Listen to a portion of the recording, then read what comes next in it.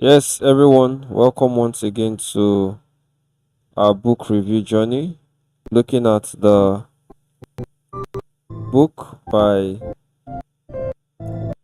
an anonymous author, the Mafia Manager.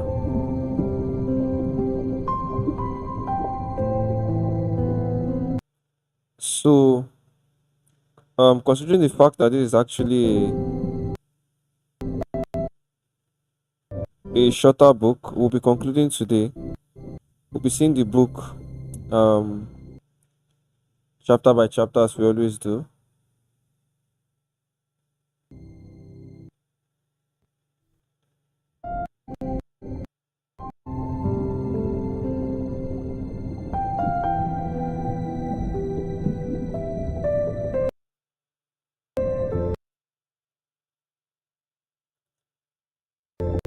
So, as we are aware, basically,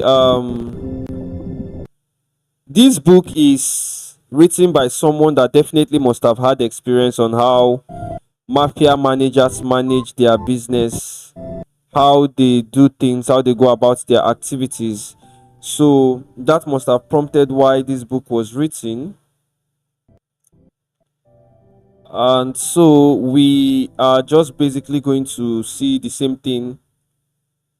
We're just going to see some basic things about a mafia. Then we'll go ahead and just summarize the chapters. We'll go ahead and see the chapters that was viewed in this particular book. We'll go ahead and I'll just give a briefing on that.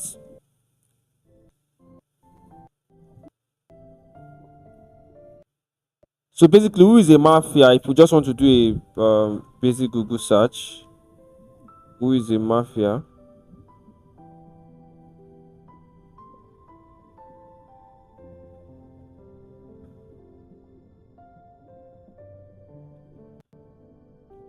So we see the basic definition from history, right? A mafia is a broad term for secretive and highly organized criminal syndicates originating in 19th century. Particularly, the most famous groups include the Sicilian Mafia and the Italian American Mafia. Today, the term also refers to similar international organization crime network globally. So, this must have also been one of the reasons why the writer of this book remained anonymous, because some of the things he revealed in this book is regarding to how mafians manage their business that it succeeds, right? It's similar to, it's basically just showing the things these guys do and the way they do the things in a way that will make them win.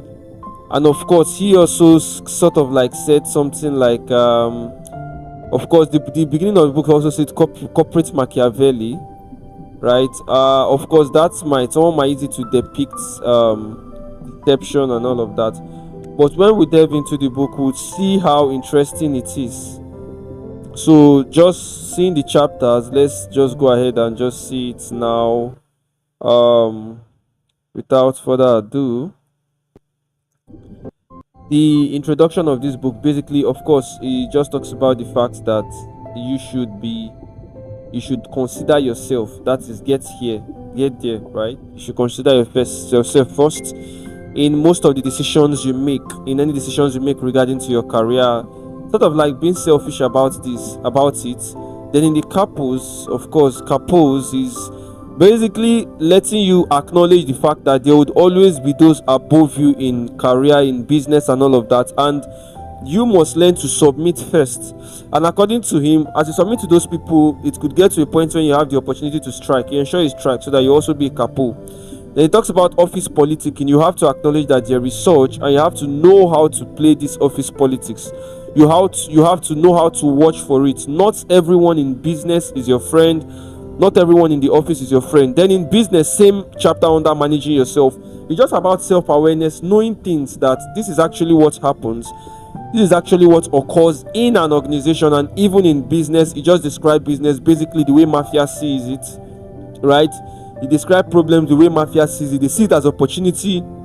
In this particular section, he also talks about, talking about problem, he highlighted that not every problem a mafia believes he can solve. If you observe that he has the foresight, foreknowledge that, oh, he's not sure he'll be able to solve this problem, he's definitely just going to cut short and just going to escape from it and delegate it to someone else. Talks about time management.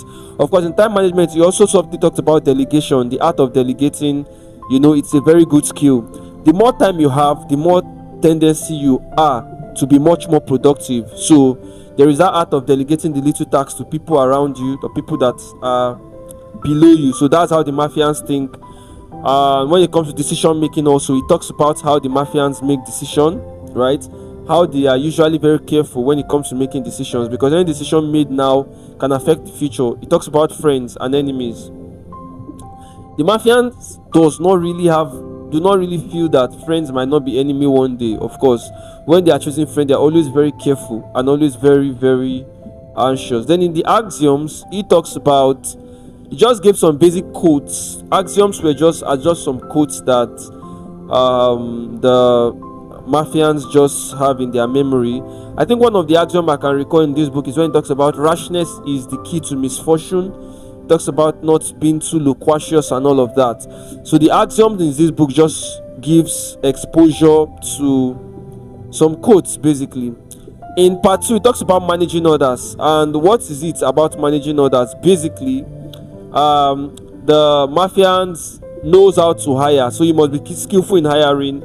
In this part, he actually exposed the fact that if you hire someone and the person emphasis is so much more about money, then that is already a red flag. He used the word lay them off immediately, or just cut it off immediately. So he just wrote here also about some strategies that you mafians use to hire people, not just about whitewashing that some employees will do during interview. He gave some highlights about critical things you should look out for. He talks about soldiers and lieutenants. In this soldiers and lieutenants part, he actually divided them into 3 parts. He talks about the ones that are dull and ambitious. He talks about the ones that are smart and lazy. He talks about the ones that are smart and ambitious. So he just highlighted how to manage all these people per time to your own good, and when to cut some of them off, right? Then in the other part, talks about the secretary. Of course, in this secretary, he talks about the fact that you can actually trust your secretary. You should have a secretary that you can trust. Your secretary is someone that can actually help you, and your secretary is someone that can actually destroy you. So he just talks about how mafians see secretaries. In fact, he said some secretaries are usually closer to a smart mafia manager than their wives. Of course, he now highlighted that definitely sexual abuse or sexual intercourse to secretary is a definite taboo that shouldn't happen. But however, a mafia manager holds secretary very closely. Talks about personal director and accountant. These are job titles that are actually critical. Excuse me, let me still revisit the book on this particular top. Okay, yes, page 51. These were actually short things he said there. So actually short ones. And the accountant, I say only one person in your organization has to be completely honest, completely forthcoming, completely open, and above board, completely incorruptible. The person in charge of keeping your company's books and your own personal books. Pay him well, that's the accountant, and reward him. So he talks about this vital rule. Just explain some more. Of course, any businessman or manager that wants to be successful is definitely going to have a smart accountant. This is not a new knowledge, right? So this is not a new knowledge, and this book highlighted it. This author actually stated it clearly also. He gave several most of these other parts were just short texts, He gave